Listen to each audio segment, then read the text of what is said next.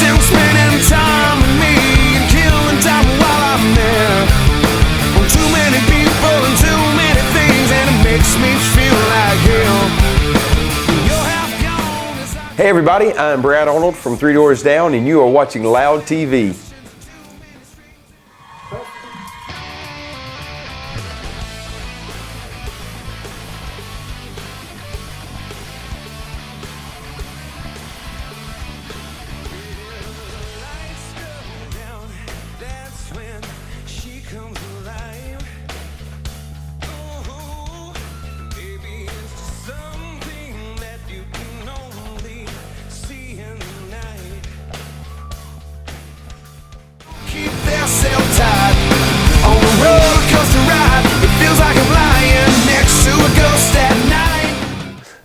We definitely have some Southern pride. The South's a good place though, you know, I mean, everywhere in the country is cool, but the South, you know, there's a lot of different parts of it and a lot of different things, but the South just has a lot of flavor to it, you know, and I think that that's what people are really proud of down there. We have the best cooking, we have the best music, we have the best weather, if you like really hot weather. But so I think that's where the Southern pride comes from. We have the prettiest women.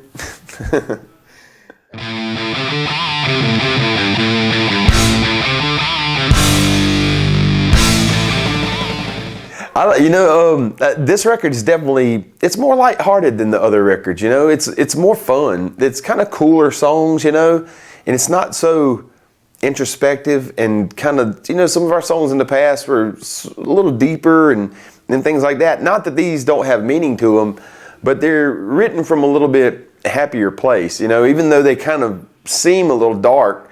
You know, we always want a positive message in our songs, and we want people to be able to identify with them and get something positive from them. But this one's kind of done in a little more fun way. Absolutely. The new guys coming into the band definitely introduced some new life to the band and some new sounds and influences and just different flavors. And, you know, furthermore, we really encouraged everybody to write on this record. We wanted, you know, in the past, sometimes it's just been maybe a couple of guys write on most of the songs.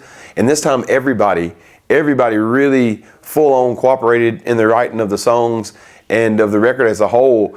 And it really shows, you know, it's just got it goes in a lot of different directions. And I think that's a direct result of everybody writing.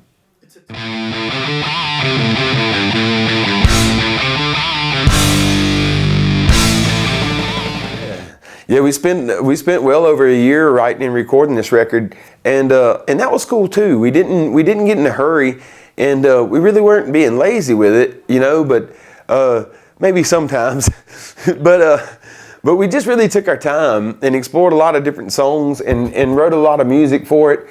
And then I would go back and pick out songs that kind of struck me that I thought I could write lyrics to, and we wrote 14 complete songs for this record, and then recorded 13 of those, and then 11 of them wound up on the main record, and I think the 2 other ones are like bonus tracks and things like that. But yeah, it was a cool process. It was a long process, but it was cool.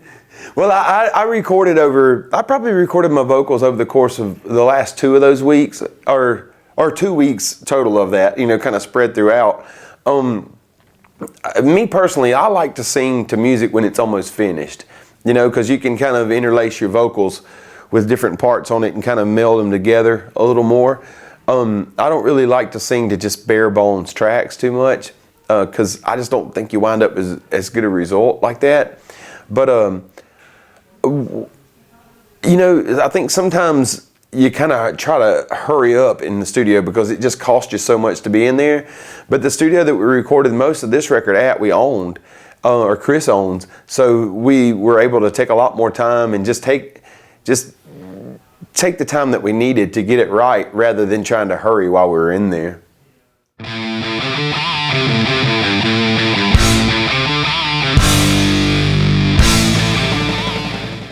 Matt Wallace produced this record, and Matt done a great job. He kind of approached the record a bit as a coach, is the way I like to put it, you know, and we had the record written already, and you know, Matt wasn't all about just changing a song just for the sake of changing it. But if there was more there than we had put into the song, he was good at getting that out of us. and he was all about the team coming together and approaching it as a team, you know, and that's why I say he kind of took the coach's role, and he done a great job at it, and he was a pleasure to work with. It is. It's the first time we worked with Matt, and you know, I think we'd definitely be open to working with him again.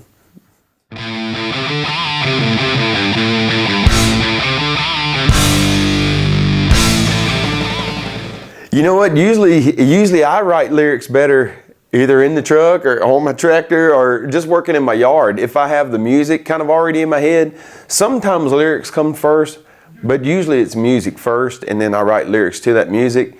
Because in one way, writing lyrics first, you know, you can write anything, but at the same time, you can write anything, and it's just like you don't really know where to go with it, you know? And so I enjoy writing once the music already exists. But it's hard for me to sit down in a studio and write lyrics sometimes. I tend to do better of just, you know, if I am writing in the studio, of just sitting there and kind of absorbing the music for a few minutes and then walking outside and just kind of maybe standing there just walking around the parking lot or doing whatever. Something will come to me and I'll walk back inside and write it down real quick before I forget it. You know, I think a little bit of everything influences lyrics, whether it be something that I'm going through or something that I see somebody else going through.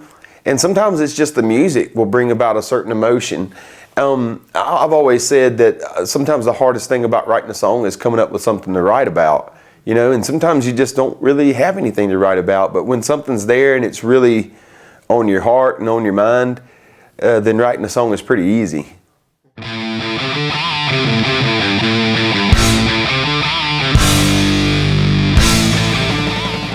Yeah, well, you know, I think it was an appropriate title. We always try to take the title from a song or either a lyric or something of the record, and or with some significance to the band.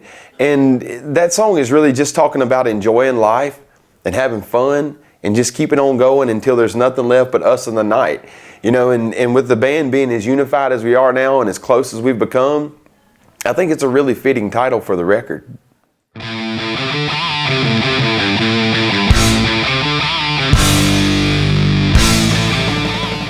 Oh yeah, it was at an arena show that we were playing, and he was trying to get in a fight with another man, and it was a young guy, and it was actually his girlfriend. And I don't believe in violence toward anybody, but I especially don't believe a man should hit a woman. That was just how I was brought up, and I grew up with 4 sisters and 2 brothers, and it was instilled in me that I didn't hit my sisters, you know, and I didn't fight with them, and I just don't believe that a man should hit a woman, you know, and so it was a couple, and they kind of worked their way toward the front of the show, toward the front of the crowd, and I think maybe the man told them to get back or something. And he swung over her trying to hit the man, and he hit her. And then she was just trying to back him up, and she just had her arms out like this, and he just grabbed her and slung her under his arm. And I mean, I could see it. You know, I'm sure other things go on that I don't see sometimes, but I seen him do it, and I just couldn't stand by and let that happen, because I wouldn't want someone doing it to my sister. I wouldn't, or my daughter. Therefore, I wasn't going to stand by and watch somebody do that.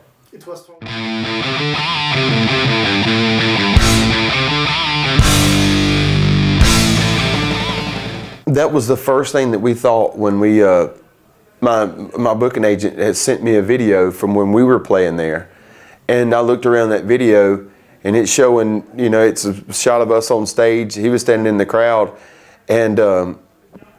and he sweeps across the crowd and stuff with the camera. And I had just seen a picture of the inside of that club after that had happened.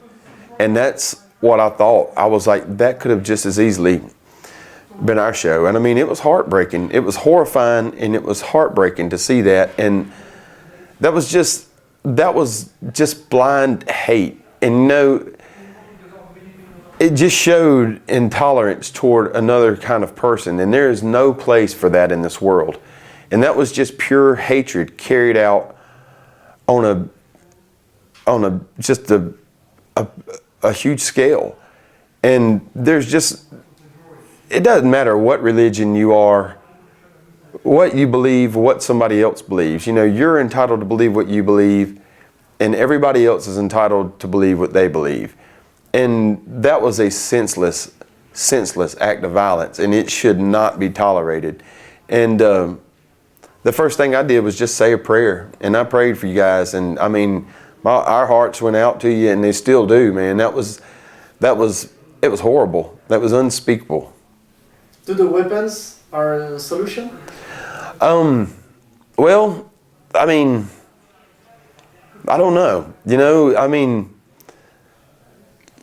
love is the solution, and tolerating other people and people that are different than you. You know, it's, you know, the way we say it's not a weapons problem. It's a heart problem. People have hate in their hearts, and if you take away one weapon, they'll find another weapon. You know, and I think you have to change people's hearts before you can change anything.